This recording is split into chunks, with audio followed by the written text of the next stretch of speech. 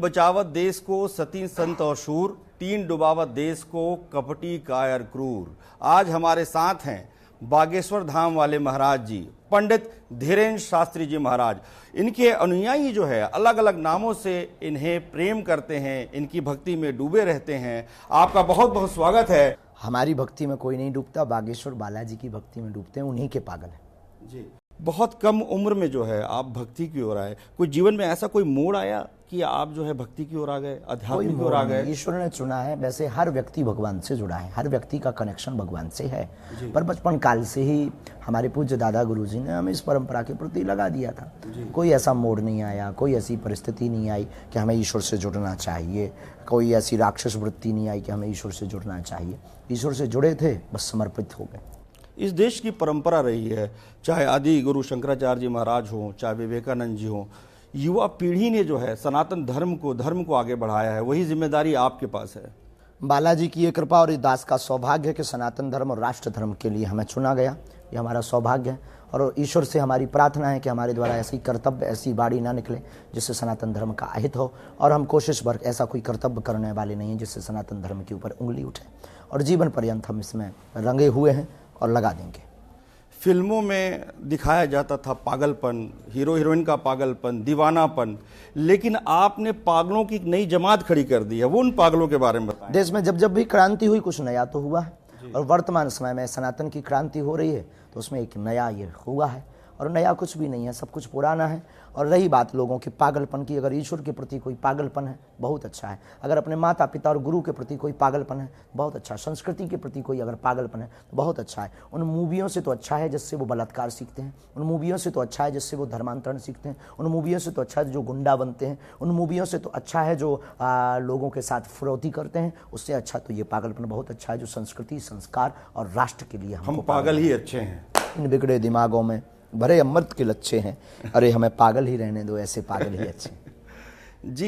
एक जो धर्म को लेकर हमेशा एक बात होती है कि जब भी कोई आध्यात्मिक संत समाज को मिलते हैं तो किसी न किसी राजनीतिक दल के साथ उसका नाम जोड़ने लग जाते हैं लोग।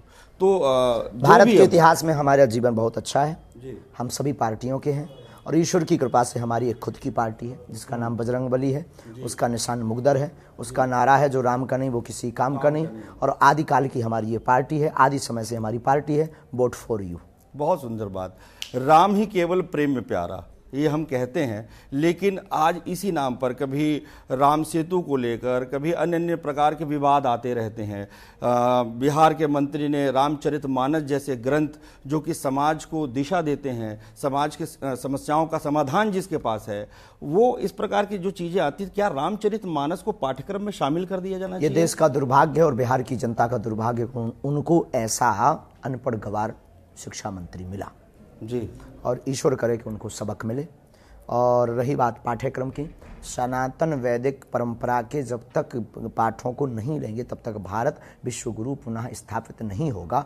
फायान जैसे चीनी यात्री भारत में तब आते थे जब इस देश में गुरुकुलम की परंपरा थी। रामभद्राचार्य जी, पूजनीय रामभद्राचार्य जी का आशीर्वाद आपको मिला है, गुरु जी का आशीर्वाद आपको मिला है। क्या क्या सीखा है आपने अपने गुरुदेव से? हमने अपने पूज्य गुरुदेव से निडरता सीखी है। हमने पूज्य गुरुदेव से अपने जीवन में अपनी बात पर अडिग रहना सीखा है।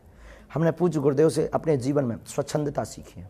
हमने अपने पूज्य गुरुदेव से अपनी ज़िंदगी में व्यक्ति को वाक्य पटुता से नहीं, शास्त्र और लॉजिक पटुता से जवाब देना सीखा है। मैंने एक चीज़ देखा कि आपको लेकर जो लोगों का प्रेम है हर वर्ग का अलग अलग है। मतलब कोई बुजुर्ग व्यक्ति है तो उसमें आप में बच्चा भी देखता है, कोई माँ है तो वो मातृत्व जो है वो आप में देखती हैं, कोई युवा है, कोई लड़कियां हैं। एक बहुत पहले एक वीडियो भी आपका जो वायरल हुआ था, बाबू आपको उसने कह दिया था, बाद में आपने कहा कि मर्यादा में बात करनी चाहिए।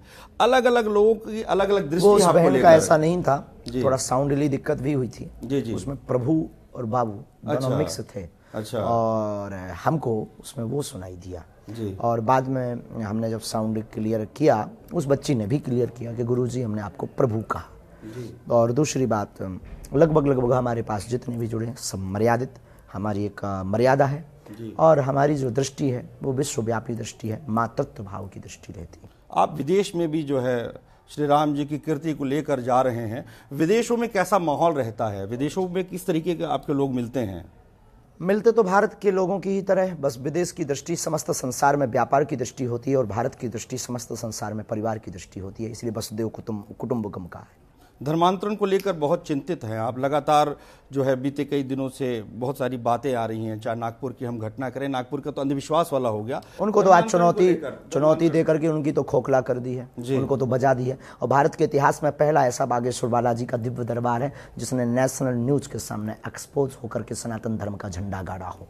तो रही बात धर्मांतरण की, तो ये मिशनरी वाले लोग हैं, चाहे वो नागपुर वाले हों, चाहे वो वामपंथी लोग हैं, इनके अपने मिशन सक्सेसफुल नहीं हो रहे हैं, उनको इसलिए डर है, इसलिए आरोप प्रत्यारोप ये सब कहते रहेंगे। हमें उनसे प्रमाण पत्र की आवश्यकता नहीं है। धर्मांतरण पर यही है कि जब तक हमारे ऊपर बागेश्वर बालाजी की कृपा है हम घर वापसी करवाएंगे। अब इनकी नौटंकी और ये नाटकी, ये फूफा नहीं चलने देंगे, क्योंकि सनातन में क्या ताकत है उसका प्रत्यक्ष प्रमाण यह है कि 3 दिन से सब हैरान है। बिल्कुल ठीक कह रहे हैं।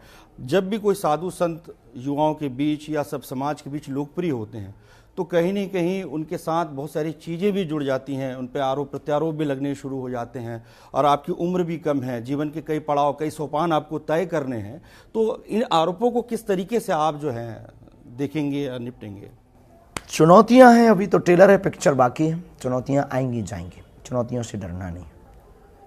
चुनौतियां इस देश में शंकराचार्य को भी मिली, भगवान राम को भी मिली, भगवान कृष्ण को भी मिली, लेकिन भगवान कृष्ण बंसी बजाना भी जानते थे, चक्र सुदर्शन भी चलाना जानते थे। भगवान राम समुद्र की स्तुति भी करते थे, उस समय बाण मार करके सुखाना भी जानते थे। उसी प्रकार हमने भगवान से सीखा है, शास्त्र शस्त्र माला भी है हमारे पास, भाला भी है हमारे पास, सठे साठ्यम समाचरित, जो जैसे आएगा उसको वैसा मुंह तोड़ जवाब दिया जाएगा। और हम कोई भी दरबार बंद कमरे में नहीं लगाते हैं, लाखों लोगों के बीच में 1000 कैमरा भी लगा दें उसके बीच में लगाते हैं, और ताल ठोक कर ललकार करके लगाते हैं। और भारत के इतिहास में साधु संतों की कृपा का प्रत्यक्ष प्रमाण और ब्राह्मणों के आशीर्वाद का प्रत्यक्ष प्रमाण बागेश्वर बालाजी का दरबार है। अर्जी को लेकर आप कहते हैं कि अर्जी तो एक बहाना है, सनातन धर्म में सबको लाना है, तो उसका क्या तात्पर्य, उसका आशय क्या हुआ? राममय हमारी जिंदगी, हमारी रात और हमारी सुबह, हमारी वाणी, हमारी कथा और हमारा दरबार सिर्फ सनातन, फर्स्ट टू लास्ट सनातन। जी, युवाओं को क्या संदेश देना चाहेंगे? युवा पीढ़ी सबसे अधिक जो है धर्म को लेकर, साधु संतों के बारे में जो नई पीढ़ी आ रही है वो जानती भी नहीं है और टिप्पणी भी करती है, तो उनको आप क्या कहना चाहेंगे? क्या उनका मौलिक अधिकार है टिप्पणी करने का, क्योंकि जिसने राजश्री खाया है वो राजश्री की सुगंध को बहुत अच्छा मानता है, जिसने नहीं खाया है उस व्यक्ति को उल्टी आती है। तो उनको जो है सनातन और साधु संतों को, क्योंकि आज तक हम लोगों को इतना बुरा दिखाया गया कि पाखंडी होते, ढोंगी होते, शोषण वाले होते, पैसा कमाने वाले होते, तो बेचारे करें क्या, उनके दिमाग में वो इमेज भर गई है, बचपन से वही उन्होंने सीखा। और वहाँ तक कि माताएं भी कह दी थी बेटा रोटी खा ले वरना बाबा आएगा खा जाएगा। तो उनकी मानसिकता ऐसी हो गई। उन युवाओं को यही कहेंगे, टीवी पर आने वाला असली हीरो नहीं है, असली हीरो, रियल हीरो तुम्हारे माता पिता और गुरु और इस भारत देश की रक्षा करने वाले सैनिक है। बहुत बहुत धन्यवाद। बहुत बहुत धन्यवाद।